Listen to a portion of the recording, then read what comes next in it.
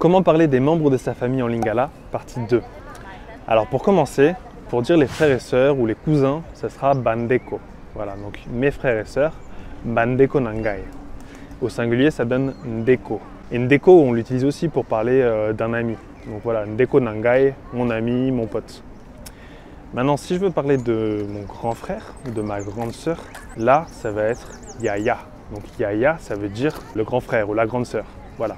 Si c'est votre petit frère ou votre petite sœur, ce sera leki. Donc leki, le petit frère ou la petite sœur. Alors l'aîné, le plus grand, on dit mokolo ou alors kulutu. Si je veux parler du cadet, donc le plus petit, ce sera mwana yasuka.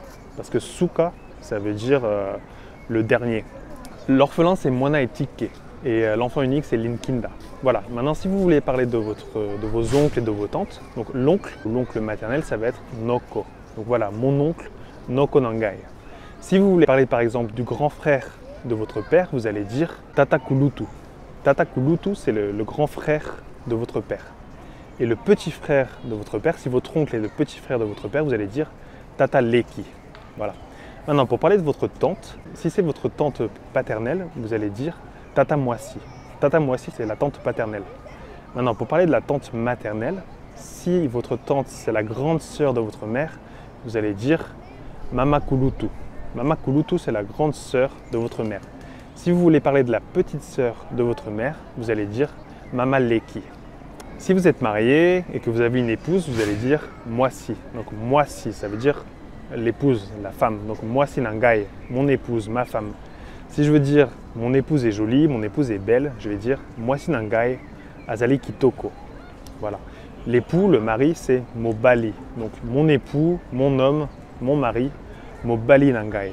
Les jumeaux, on dit mapasa. Voilà. Au singulier, c'est lipasa. Si on veut parler d'une maman qui a des jumeaux, on va dire mama mapasa. Et un père qui a des jumeaux, ça sera tata mapasa. Maintenant, on peut préciser. Par exemple, si c'est des jumeaux, donc je peux dire mapasa mi balé. Donc pour préciser qu'ils sont deux. Maintenant, si c'est des triplés, je vais dire mapasa mi satu. Si c'est des quadruplés, je vais dire mapasa mi nei. Si vous avez des beaux-frères ou des belles-sœurs, vous allez dire semeki. Donc semeki, c'est le beau-frère ou la belle-sœur.